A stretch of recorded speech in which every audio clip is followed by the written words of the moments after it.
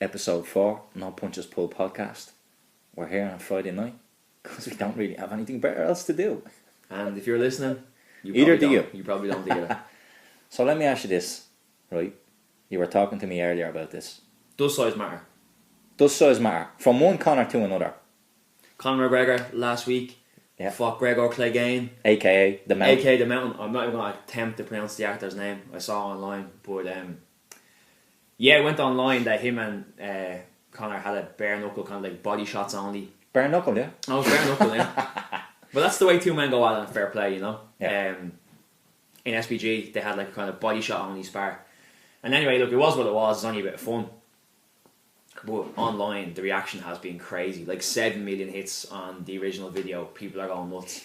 And I was kind of like, it was a throwback to when you first started watching MMA or you first got into martial arts. That people are just so clueless. Yeah. You know, it can be kind of irritating. You know, I was kind of trolling people online a little bit, writing in a certain comments or whatever. Look, that's why I play the game.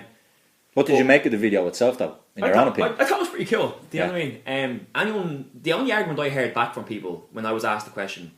Well, first off, let me start with saying, if anyone thinks that if in a real fight, that let's just call him the Mountain for the purpose of not being able to pronounce his name, would ever stand a chance of being a professional fighter in a fight, needs to just never watch combat sports again, or forget about themselves as far as they're a man. Because no, because seriously, like it's like you're watching too much TV, you're spending too much time watching movies, you're spending too much time watching Game of Thrones. Like it's in the real world, a professional bodybuilder cannot be a professional fighter in a fight. Well, think of it logically. Yeah. That's like saying Conor McGregor would go into the Mountain's gym and have a bigger deadlift. Yeah, it's ridiculous. Well, one lifts weights, the other one learns how to fuck people up, basically. Yeah. So the argument I would get off people then was everyone was talking to me today, like the last couple of days I'm working with, they were talking about it's hot topic. Oh, it's hot topic, and they were like, oh yeah, but if he had wanted to do this, if he wanted to pick him up, if he wanted to get, and then what? And then they'd be like, and then he'd pick him up and he'd throw him on the ground, and then what? And then what? You know, Conor McGregor is a highly trained martial artist. He's a professional fighter. Yeah. You know, it's hilarious, and these people need to go watch UFC 1. Exactly. I watched Hoist Gracie fucking up guys who were, you know, like Dan Severn, who was a beast of a man, and also had a wrestling background. Yeah. And still got submitted. You know. But these people don't watch them. No. But they're UFC fans. But I find it hilarious. You know, and it's kind of like you always kind of get to this stage, especially now when MMA is getting bigger. You kind of think that everyone's kind of getting a bit clued up. Yeah. Everyone's getting a little bit kind of more copped on, and then Not you see, really. but you think like people are going to learn a little bit more, and then you see 6 million people watch that, and you'll the have comments. Yeah. It's hilarious. And you can't get, well, if a video of Conor McGregor and Chad Mendes went up online, you'd be looking to get 500,000 hits. Yeah. You know, so it's like you see on Facebook, you know, if you're on your timeline, there's always like those one or two idiots who share like street fights, and they're like all the time. Yeah. Yet they won't spend time to actually watch two skilled fighters fight. I don't really get that at all. Like why, if I see that on my timeline, that's getting skipped like that straight away. You know?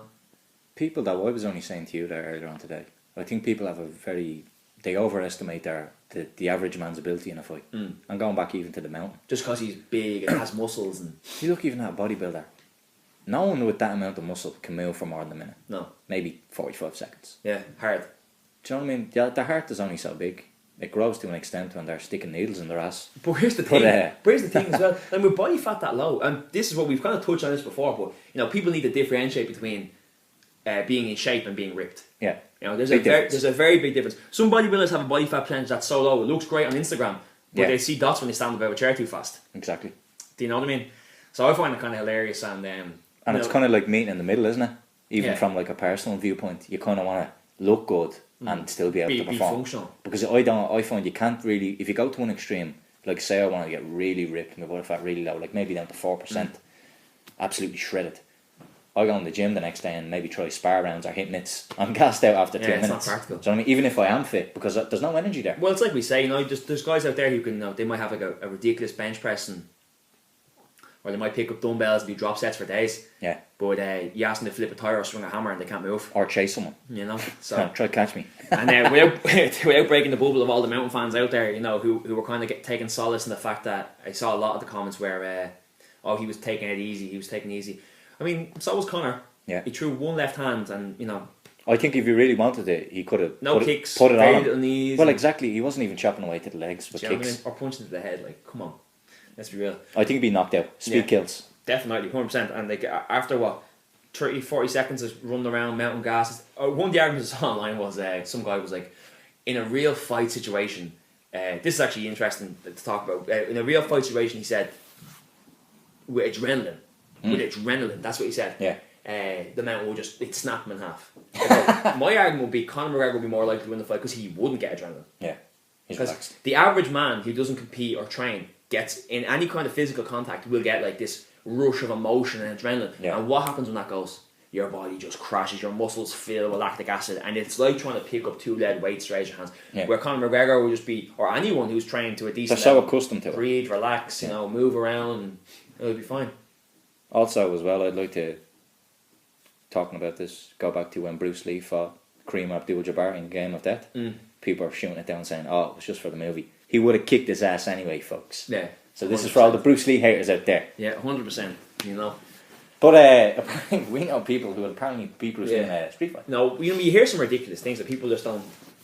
I think people are so clouded by like that movies and Hollywood and all. And it's funny. Go train and find out. Fair play to the mountain though. I've seen a few videos online when I was kind of doing my research. He was going on a lot of gyms. There's one video that went for it hasn't gone viral yet, but it was him doing a box spar against. I've seen that, yeah. Yeah, and he takes a bit of a beating.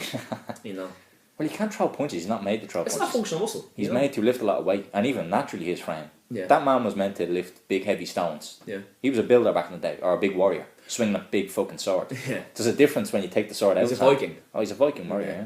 But in saying that, like, talk about functional muscle, I guarantee if him and Conor McGregor walk into a gym in the morning... Who can do the most pull-ups? Conor McGregor's doing pull-ups and push-ups for days. He's not getting them. Can the mountain climb a rope without using his legs? Here's the thing. I'd say, though, he lifts a lot of fucking weight. Stop. To get that big, could you imagine the amount of, like, what he has to eat in a day to maintain that size? Imagine the appetite he has. How many calories do you say he has to take in a day? I'd say at bare minimum, like a day that he doesn't eat much, you're talking 5,000, 6,000. Way more, I'd say. More? Yeah, I'd say he's up to 10,000. Yeah, well, I 5,000 a day. Like, what I see, like, he's like fucking every bit of 6'6". What was he's 400 pounds, I think, or close enough. He's relatively lean as well. He's quite lean, yeah. Like, you see his veins, he's quite vascular. Yeah. He's a fucking tank of a man, though. He's the kind of guy, though, if you didn't know what you were talking about, like, that's why a lot of people were thinking, obviously. But isn't this what we talk about mindset? Like, honest to God, like, yourself, if I walk down the street and I see a guy, he's got, he's good frame, he's really muscly, and he has a kind of a badass appearance like the mountain, I may as well be walking by a total dork. Like, it's relevant to me. I don't kind of see that frame. Where most people are kind of like, oh my God, look at that guy. He's strong. Yeah, it's kind of funny. It makes me laugh. It's not about. I get a good kick out on the internet seeing people like kind of sitting back and reading what they're. I'm like, wow, are you really that stupid? No, a long time ago I stopped reading people's comments on Facebook. I seen too many stupid rants. People have nothing better, obviously, to be doing and sitting around looking for arguments online. Yeah. Do you know what I mean? So that really wouldn't be my thing. But that's how when you were saying to me about you seeing all the comments, I didn't even see them. I watched the video for about 30 seconds, maybe 45 seconds. Like, I didn't even see the end of it. Like, You were telling me you got him on all fours and was kind of kneeing him. Yeah. Yeah. Well, the mountain kind of he goes down on his knees. Once I seen him take 2 straights to the body from McGregor and he was gassing out and then he was kind of sucking diesel down. Yeah. I was like, right, this is done. Game over. Speaking of that, bodybuilding has not been efficient. I saw a ridiculous post online there the other day. Some guy was, training for a bodybuilding competition. Obviously, fair play, he's in great shape. I posted a picture of his legs, really, really ripped, really, really big as well. And it's something that's really grinding my gear because I'm a squat guy. Love squats, deadlifts, compound lifting. And he's like, the comment was, just proves you don't need to do back squats. Yeah. To have strong legs. And I looked at the computer and I was actually on my phone and laughed out loud. And then all the kind of bodybuilding friends were writing around here going, yeah, totally agree. Anyone who says you need to squat to have strong legs is full of shit. He just needs to totally rephrase what he said. It really grinds my gears. Like, he should have said, you don't need to squat to have big, ripped legs. Yeah. The difference between big and ripped and strong, again, it's the exact same thing as functional muscle. Yeah. Like, the whole is greater than the sum. We were talking about this earlier. Like, if you have really big hamstrings and really big quads and really big calves because you've isolated those muscles like crazy. Yeah. Great. But that's not just because that doesn't mean you have a good strong squat.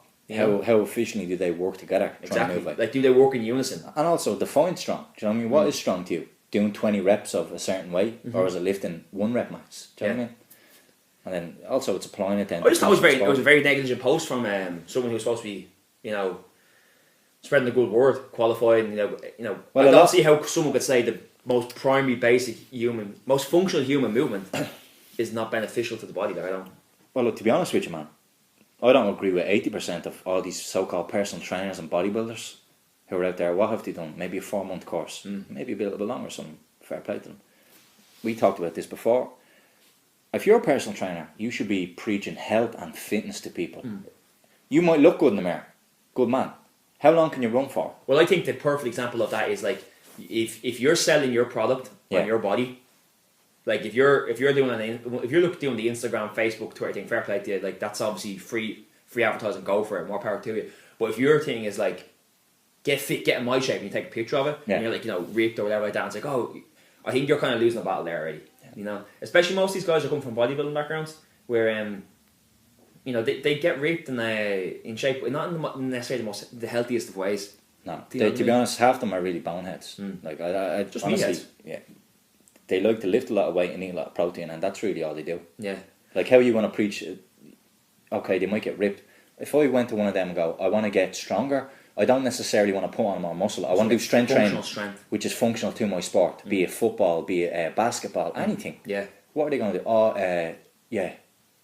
20 reps isolation leg press. Just really annoy me though, man.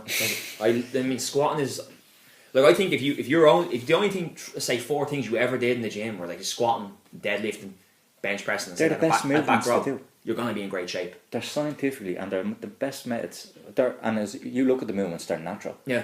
Is doing, say, a good morning natural, really? Putting that amount of strain on your back. That's a focus. It's isolation. How many times you sit up and down out of a chair in a day? Yeah. That's a squat. Yeah. You know, every time you sit down to the toilet, stand up again, that's a squat. Yeah, we've seen it before that. We've often been out and seen like young children or babies, and their squat form is so beautiful. good. Yeah, it's absolutely perfect. It's like even monkeys, though. Yeah, you could drop a plumb line like from their knee right through their heel. Like it's unbelievable. And you lose that as you get older because you lose through flexibility or bad posture or stuff like that. Well, I think it's lifestyle. Yeah. Spending like 12 years in school. Like, let's say forget about college first. You spend pee once a week, and you're sitting for a 6-hour day. Yeah, it's bad, man. In a chair, you're just, most people by the time they're 17, 18, their hips are destroyed. Yeah. Absolutely destroyed. You know, like you should be able to sit down in a full squat comfortably. Yeah, that's how our bodies were designed back in the day. I mean, that's why we can functionally squat. That position was a rest position for a human being. Now it's a strenuous position for a human being. Could you imagine what it's going to be like in 70 years? Yeah, when you've evolved a little bit more. Squat won't be like we're totally destroying our hips. Like I think like in 100 years if it kept going the way it was going now, like not even that, the spine as well. The spine is changing its shape. Do you know that? Yeah, naturally changing because people are sitting over computers now. Yeah, for 8 hours, 10 hours a day. You know, sedentary. Yeah, but or even with the put the weight on the bar and start squatting, guys. Yeah, it's simple as or that. Or even look if you don't want to lift weights, cool, whatever. Functional squat and functional movements, like that's the kind of stuff you should do. It just really peeved me because it was a picture of his legs and it was kind of like there's people who didn't like understand would look at him and go, wow, he's right, I don't need the back squat, look how ripped his legs are, if I apply that to my training, it's like, yeah, but like not really, you know what I mean? Like he's sitting there and going, for his quads he might sit there and be like, quads and hamstrings, you might do like a super set and a drop set on like, quad extensions, hamstring curls, burn them out, lots of like high reps, really try and stimulate the muscle. But if you're like, okay man, let's do a walk and lunge up and down for about 50 metres, with a decent weight, you won't be able to move. It's not functional movement. How many times though have you gone to a gym and seen this so-called personal trainer or like, and they would be quite well known, maybe it's online, social media, and you're looking at them and going, he's doing 10 exercises and 9 of them are on machines. It's like machines are for beginners. It's to give them who maybe don't have the form or the technique. And once they learn that, once you go past that, it should be all free weights. But sometimes I think you're right. Like, but sometimes I'm like, I've been in gyms, I've watched like some PTs, and I'm like, wow, your instruction and teaching points are so bad. Go ahead and take him off them dumbbells on dumbbell press because he's doing them terribly wrong. And just put him on a machine, and you can just leave the gym and tell him what to do. Yeah. Do you know what I mean? Because you may as well not be there. Half them shouldn't be there. I know I have no problem telling them that either. Stop! It's just a pet peeve of mine, especially because, like I said, squats. You work in the gym and you see it all the time. Do you know what I mean? But not only that, like me personally, most of the weights I've ever done in my whole life are free weights. Yeah. And I would find that I might not be the biggest or say whatever, but I'm very strong. Tendon strong. No, I think the I can throw people around. Yeah, genetically as well. Like you'd have a lot of fast twitch muscle fibers. Like, but it's down. I think I would but any strength training I've done it, I've always tried and kept it to the basic principle of I want it on a bar or I want it on dumbbells. Because even like say people do bench pressing, I'd rather do a dumbbell press. Yeah. It's harder to put two different weights up than one big on a bar. Do you know what I mean? And the movement is fucking so stiff. Yeah. So that's how I am, as strong as an ox, guys. Strong as an ox. For those who didn't know. Yeah. And it's a big piece of that. Yeah. No, it was just a pet peeve of mine. So I hope people don't, kind of look at him and go like, no, I'm actually going to get a second opinion, but probably won't. But these guys are getting paid money. Ridiculous, isn't it? That's in a sad state of affairs now. Couple of big fights this weekend as well. Vitor Belfort and Dan Henderson are going at it again. Why, I don't know. Big fight? UFC or whatever like that. I don't know why they're fighting again, to be honest. No. Like, Dan and Vitor are probably most likely. Do you think though they matched them up to kind of go, well, one of them... we don't want to put you with anybody else, so... I think that as well. They're about on the decline now. It's kind of like, which one of you has it? About on the T-cline as well. See the thing about Vitor's test came out? What? Before the John Jones fight, he apparently tested on the UFC. Didn't release it publicly. It only came out later. But apparently he wasn't on anything, just still doing the TRT. Right. And apparently he's still doing it as well. Yeah. Good man, Vitor. So's Dan though. I think for a fight like this, because they're both, let them both juice to the gills and beat the piss out of each other. I said this ages ago, and I've talked to people about it. The UFC, let them do whatever they want, and then have another separate division for those who are natural. No way. That's ridiculous. Joe Rogan said that as well. He said he liked the steroid Olympics and the regular Olympics. Yeah, but like regulate. But then you have doctors going, oh, well, I don't endorse that, but people are going to do it anyway. Well, the TRT thing is... And I find it very funny that I've had people tell me before that you can't get to the highest level of sport without doing drugs. Well, that's not true. I think you're talking shit. Well, you've never had a champion in the UFC who's been on TRT, so... No, I mean, ever. Ever in their life. Which is an interesting statistic. Maybe BJ Penn. He's the only one. I don't know. But in any sport, though. And as well, there's some good boxing on this weekend. Callum Smith and Rocky Fielding are going to be fighting for the British title in Liverpool. Two undefeated fighters. Callum Smith from the notorious Smith family. Be the fourth of the brothers to win the British title. Never been done in history before. Probably won't ever be done again. I'd say that was a rough house to grow up in. Fucking hell. Yeah, his brother recently won the world title. Liam, and Paul is after coming off those. He's after fighting Andre Ward recently. Yeah. And he fought back fights against Arthur Abraham. Did really well in the first fight. Probably couldn't nick it. That's world class level though. Yeah, he's lost all three of them, but like he's going to operate well at that level. Good family. Rocky Field is an interesting story because he's kind of like similar to Callum Smith, but in a lot of ways, Callum Smith kind of got a good promoter earlier on in Eddie Hearn. Brought him on, got him all the right fights, and he was going to be a big deal from like the opening bell. Do you know kind of way? Yeah. He was like Rocky Field, and like no one wanted him. Doesn't have the image, you know what I mean? Doesn't have the look, kind of thing, and worked his own way up. Yeah. Kind of through the back door. Now they're meeting at a very early stage in career, which is actually kind of cool for boxing. You know, like it's very rare you get two fighters at this level who are probably going to both go on to big things. Yeah. Boxing's looking good at the minute though. Yeah. Like we've a lot of big fights now, even coming into the winter. Yeah, well we can. Rocky Fielding's last fight beat Brian Vera. I don't know if you remember who Brian Vera is. I remember him, yeah. The guy who stopped Andy Lee. The first guy to beat Andy Lee. They had a rematch and Andy Lee beat him again in decision. But that's a good fight. I'm looking forward to that, Andy Lee and Billy Joe Saunders. Yeah. You know, it's the first time a world title will be contested by two gypsies. Yeah. Two travelling people. Yeah. And we're saying they should do it in the field. The world title fight. Just have people like on slopes. Yeah. Stand up and 80,000 people. It's a pity. That was going to be in Limerick. We were going to go check that out, but it's been postponed and stuff like that. Postponed. I think though it was to do with ticket sales, wasn't it? Yeah. But it's a real fight. This is like Andy Lee and Billy Joe. Like Andy is obviously world champion. Billy's ranked like 4th by Ring Magazine. Andy's ranked number 2. Like, that's a real fight. Like it's very rare this happens anymore. It's kind of like a throwback to like the Steve Collins Eubank era. Yeah, two lads top of their game. Relevant. You know? And is Eubank Jr. is he on that undercard? No, he's that's a different one, is it? You know, so Frank Warren is promoting the Andy Lee fight, where the Eddie Hearns. Eddie Hearns promoting Chris Eubank. He's actually fighting an Irish guy called Spike O'Sullivan. Yeah. I thought that was on the same one. Yeah, no, that's going to be a big fight. That's on the 12th of December. Oh yeah, the McGregor Allen. Yeah, and Anthony Joshua's fighting Dillian White. Yeah. So that was the card. Be a full day of fights. That'll be good. There'll be some goodies stocked in for that night. You're going to have to get your finger out there and start watching the boxing because it's coming back. Yeah. I don't have Sky Sports. Yeah. That's why I can only watch it in either yours or some applicable friends. Yeah. Dancing on the fault lines at this stage. Yeah, I know, it's tough. No, the box's taking a good run at it now, like especially over the last kind of 2.5 years, year and a half. Yeah. So will you watch any of the fights this weekend, or will you just record them? No! Won't be watching any of the fights this weekend. I will be. You have a busy weekend. I have a busy weekend ahead. Yeah. I'll be preoccupied. I might catch if someone gets knocked out in a Henderson fight, I might check it out on Facebook. Yeah. That'd be about as far as I got. I'll live stream with you. Yeah, live stream. I'll FaceTime you after in the morning. No, I don't even know if When I'll we stay first up time on. you've done that, Pacquiao and Cotto back in the day. Oh, back in the day, yeah. Yeah. Before was cool. I'm looking forward to Andy Lee and Billy Joe. I was only saying to Dean there, I mean, you see Andy Lee now, he's all over all over social media. Like people like Joe.e and all these sports pages are talking about him, our boy Andy and all. And I remember sitting up at 3:30 when he fought John Jackson about 3 fights ago and knocked me out with that vicious right hook. And it was a winner of bus fight for Andy. And no one in this country was saying anything about him. I thought it was a crying shame. There weren't even, and he was such a golden child when he came through after the Olympics and all that. And we were sitting there with my cousin watching him, and he got dropped badly in the first round. And I remember thinking, God, like that's it now. Like if he doesn't, and he pulled out of the bag with probably one of the best come from behind knockouts of all time. Was that the roll on hook? Yeah, that was just straight right hook, boom, game over. And no one was talking about him then. And he probably pound for pound has some the most horsepower in punches. Well, actually, he took a bit of heat this week because he hits hard. He came out and said that he punched hard like a Nanny Golovkin. But look, what to say? He doesn't. Do you know what I mean? Would you like to see them fight? Yeah.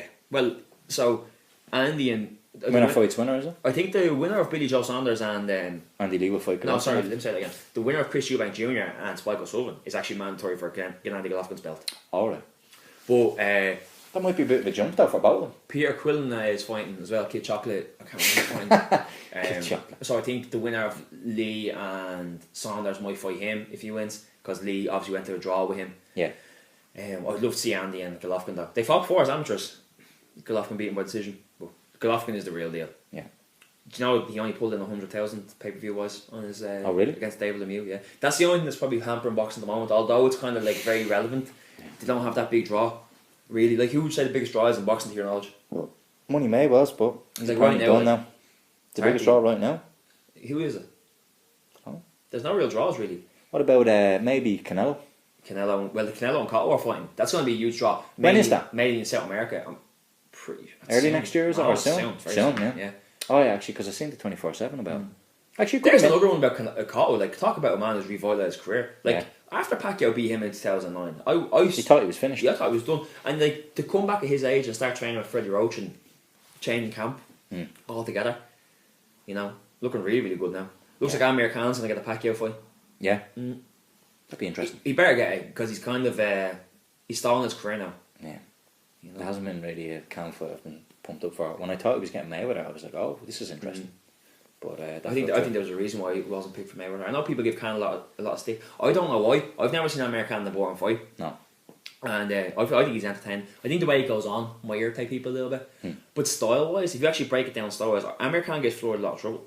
Yeah. Like Floyd wants lads to come at him, pour punches on him. He'll counter punch, look good. Look who he's fought his last 10 fights. All aggressive, come forward punchers. Yeah. If he fights a guy like Amir Khan who hits him and might run away from him, if a man comes in with a game plan, if you make Floyd come to you, I think that's how you beat him. Yeah. And I think I'm not saying they avoided him. I still think Floyd would beat him, but I think they was like, look, what's the payoff here? What's he bring to the table? Might still happen. I don't know if Floyd's gonna call it a day yet. Maybe just say hypothetically Khan beats Pacquiao, and maybe that's the big money fight then, Khan and Mayweather. Well, Pacquiao said, I think this is going to be Pacquiao's last fight as well. Yeah. So. I don't see him beating Khan now, do you? No. I think speed he's lost. Yeah, I think Pacquiao's got a puncher's chance, but he hasn't really hurt anyone in a long time either. No. Since he got off the supplements. Since he got off the horse meat. Yeah, the supplements. He started blood doping and he stopped knocking all those lads out. Yeah, it's strange how that happens, isn't it? Just lose your power once you start taking... Moves up, what? 2-3 weight classes. And keeps that power. No one's ever done it. No. Look at Floyd back in the day, knocking everyone out. Not in his 30s. As you go up through those weight classes, the power doesn't carry. Not in your 30s. If you're in mid-20s, you can naturally do that. Your body's in a state of growth still. The testosterone's high naturally.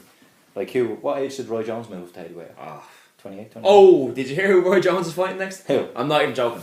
Enzo Maccarinelli. Yeah? Swear to God. Oh, we have to watch that. Yeah, Enzo Maccarinelli called me out on Twitter. Yeah, you were telling me about that. For anyone who doesn't know, Enzo Maccarinelli, we've been a big fan of him for a long time. For years, yeah. 2008 when he fought David Haye. Yeah, kind of came through when Joe Calzaghe was on his tear. He fought David Haye in a massive fight at the time. David Haye beat him pretty badly, and then Enzo had a string of bad results. Kind of came back against lesser name opponents. He fought Jürgen Berhammer in Germany. He dropped weight class though.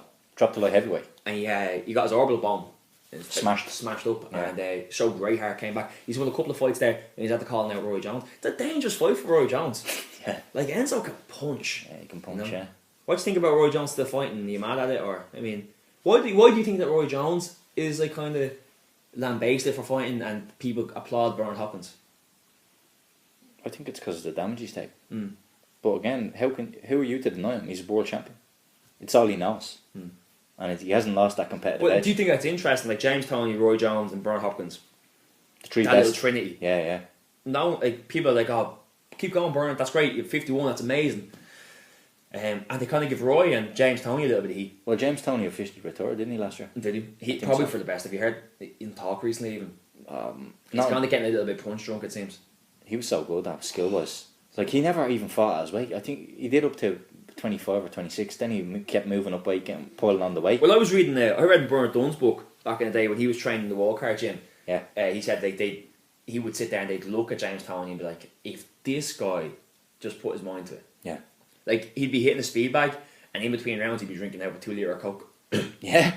Yeah. Jesus. Yeah. Actually, a funny story of James Toney was sparring in the Wallcard gym before against a kickboxer. And the kickboxer wanted to learn a bit of boxing, working his hands. And Freddie was like, yeah, cool, no kicks, whatever that. And anyway, James Toney was obviously lighting up a little bit. Kickboxer gets a little bit annoyed, throws a head kick up, smashes James Toney right in the grill.